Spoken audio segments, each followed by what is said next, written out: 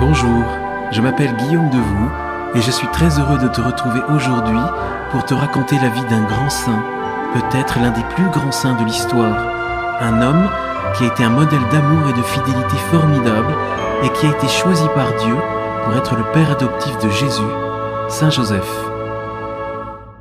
Télio, c'est un podcast chrétien pour les enfants qu'ils peuvent écouter le soir avant de dormir, seuls ou avec leurs parents, ou même pourquoi pas avec leurs grands-parents, parce que nous avons tous, petits et grands, besoin d'être inspirés ou encouragés par les héros de Dieu, des modèles, des personnes exemplaires, celles qui nous montrent le chemin pour tous les moments de notre vie, quand nous sommes joyeux et que nous voulons partager cette joie autour de nous, ou quand la tristesse ou la peine nous découragent et que nous avons besoin du réconfort de ceux qui ont surmonté toutes les épreuves.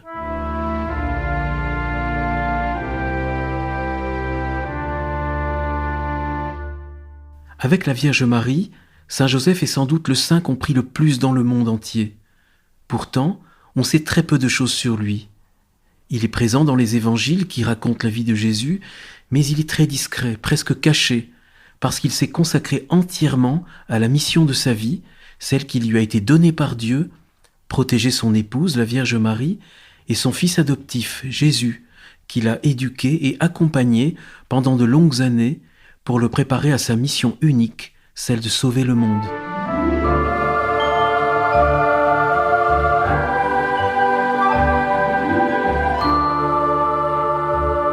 Joseph est le descendant d'une grande famille d'Israël.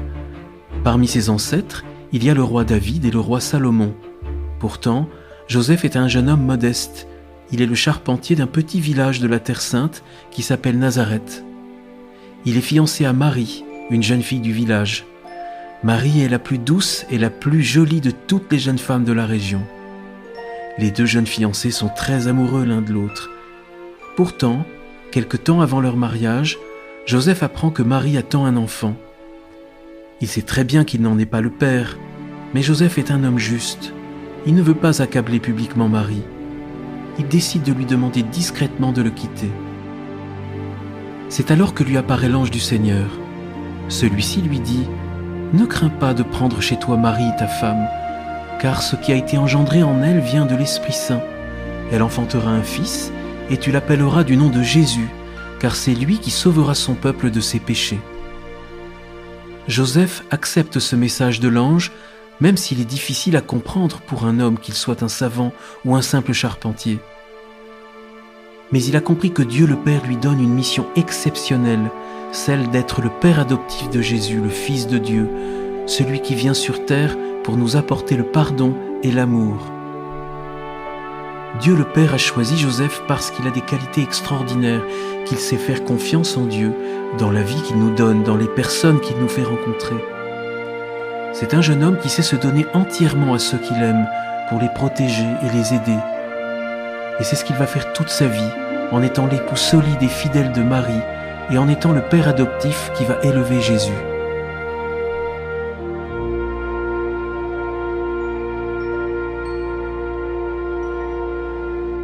Quelques mois après l'annonce que Marie attend un enfant, le temps est venu pour la naissance de Jésus.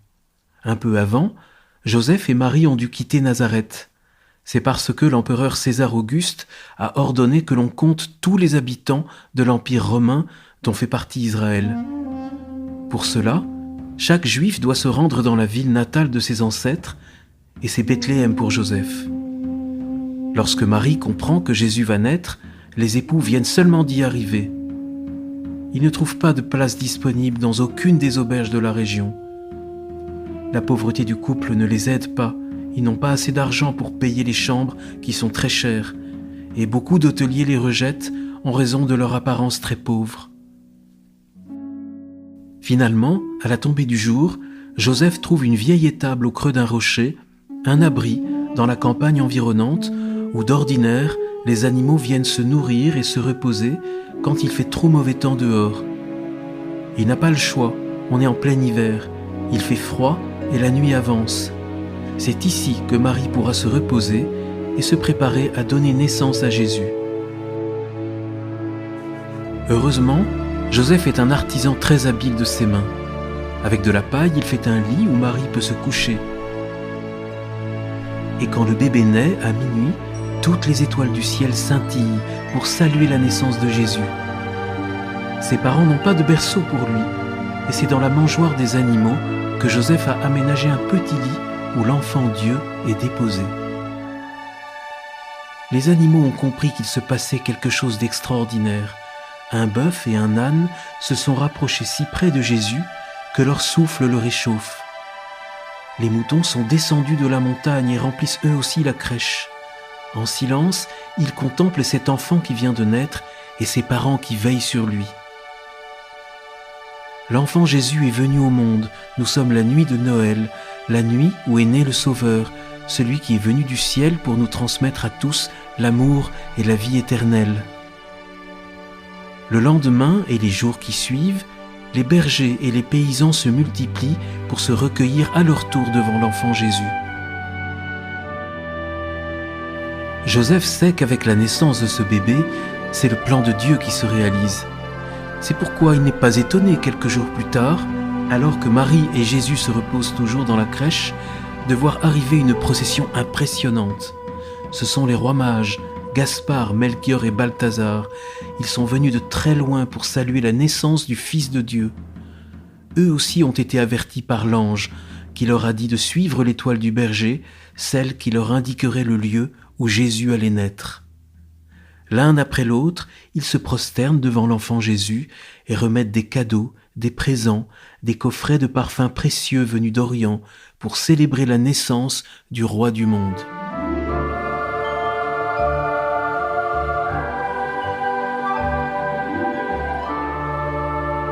Après leur départ, l'ange du Seigneur vient à nouveau apparaître à Joseph.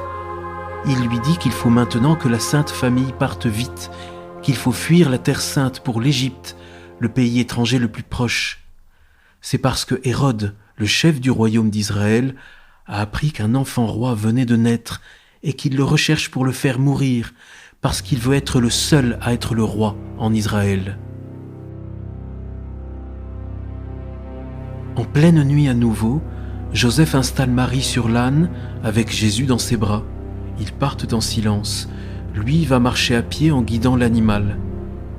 On ne sait pas combien de temps va durer le voyage vers l'Égypte. Certainement de longs jours très éprouvants à traverser le désert du Sinaï et à parcourir des centaines de kilomètres de chemins arides avec un nouveau-né et sa maman encore très fatiguée.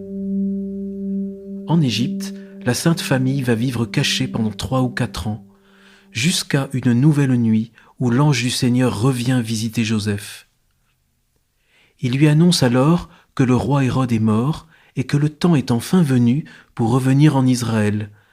Dans les mêmes conditions, lui à pied, Marie et Jésus sur l'âne, c'est donc le retour vers la terre promise, comme l'avaient fait les ancêtres de Joseph et de Marie lorsque Moïse avait libéré le peuple juif qui était alors captif en Égypte pour le faire revenir chez lui.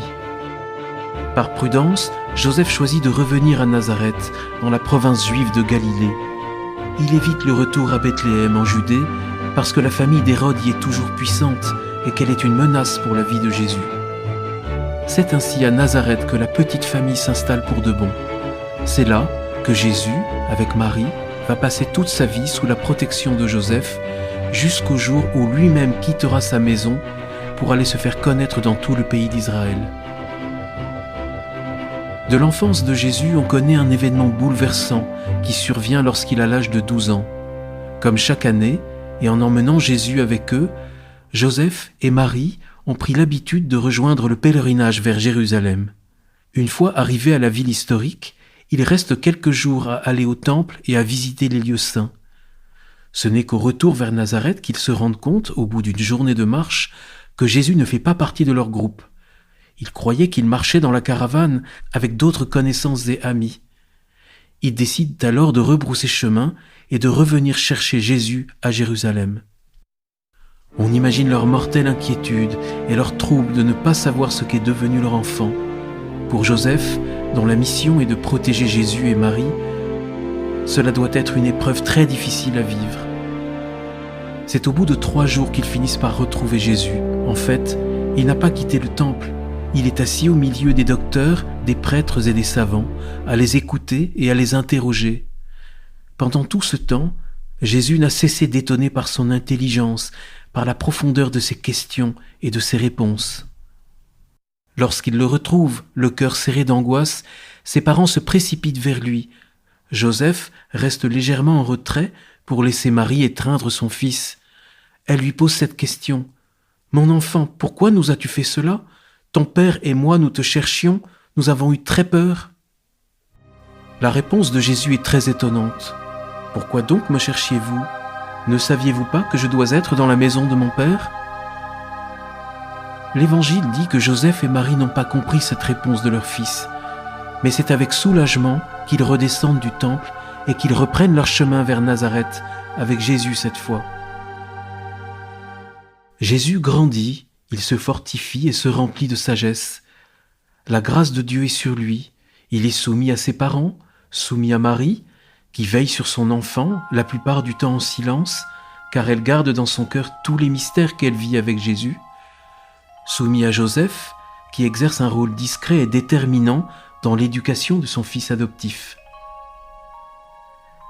L'histoire sainte, qui est racontée dans la Bible, dit très peu de choses sur ses années de vie familiale à Nazareth. On sait que Joseph a repris son métier de charpentier et qu'il a ainsi appris à Jésus comment travailler le bois pour construire ou réparer les temples ou les maisons.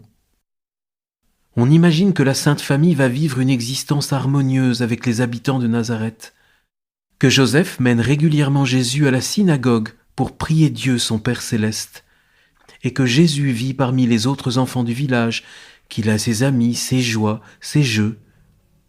Quand il devient un jeune homme, il devient charpentier comme Joseph, il travaille avec lui.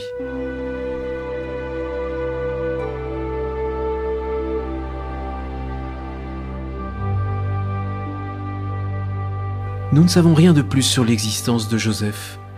Jésus va rester 30 ans chez ses parents, c'est ce qu'on appelle sa vie cachée, avant les 3 années de vie publique que nous racontent les évangiles, depuis son baptême qu'il va recevoir de Jean-Baptiste, son cousin, jusqu'à sa mort et sa résurrection. C'est probablement pendant ces 30 années de vie cachée que Joseph va mourir. Là non plus, on ne sait pas de quoi il est mort, on pense que son existence s'est achevée dans la fatigue et la vieillesse, et surtout dans la paix. Car c'est la paix qu'incarne Saint Joseph. Quand on pense à lui, on le voit proche de Marie et de Jésus. Il est humble, il craint Dieu et respecte sa volonté et les messages des anges. Il est confiant, il sait que la parole de Dieu est la vérité et qu'elle est l'appui où il trouve toute sa force. Il est fort de cette force protectrice qui permet à Marie et à Jésus de comprendre qu'ils sont en sécurité quoi qu'il arrive, dans les épreuves comme dans la durée du temps et des 30 années de vie cachée et paisible à Nazareth. Il est aimant, il a pour Marie cet amour qui lui a permis de surmonter le doute si troublant de l'origine de Jésus. Il a pour Jésus l'amour infini du Père qui donne tout et qui fait tout pour que son fils adoptif puisse remplir sa propre mission. Saint Joseph, il est le modèle de l'homme idéal, le mari idéal, le père idéal, le protecteur, le travailleur aussi. C'est pourquoi, après 20 siècles de tradition chrétienne, il est toujours aujourd'hui le saint le plus prié au monde, juste après la Vierge Marie.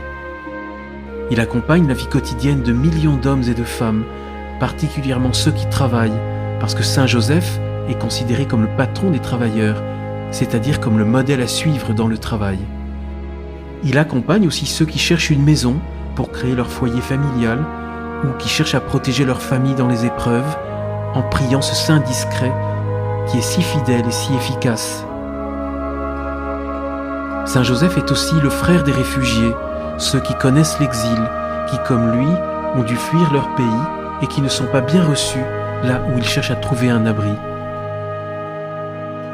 Voilà, cette histoire de Saint Joseph arrive à sa fin. J'espère qu'elle t'a inspiré, qu'elle t'a permis de mieux découvrir ce grand saint que l'on reconnaît pour sa noblesse d'âme, pour être un homme droit et juste. Dès maintenant, tu peux prendre modèle sur lui, tu peux le prier, t'adresser à lui. Je suis sûr qu'il t'entend là où il est, au ciel, et qu'il est tellement près de Jésus et de son Père qu'ils ne peuvent jamais lui refuser ses demandes. Alors n'hésite pas, demande-lui ce que tu as dans le cœur, pour aujourd'hui comme pour toute ta vie. Quand tu auras de la peine, des doutes, ou que tu traverseras des épreuves, ne l'oublie jamais, adresse-toi à lui. Il est facile à trouver, que ce soit dans ta maison, où tu peux placer près de ton lit une icône de lui, ou dans n'importe quelle église, comme celle qui est la plus proche de chez toi. Tu y trouveras certainement une statue de Saint Joseph, pas loin de Marie.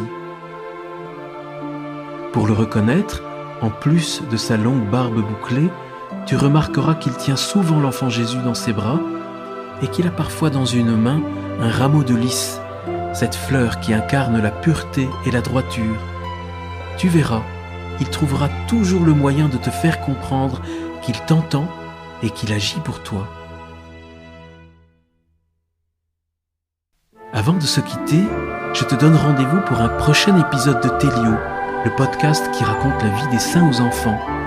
Car Télio, c'est un nouvel épisode, 2 fois par mois, une nouvelle histoire pour t'inspirer, t'accompagner et te faire rêver. Alors à bientôt!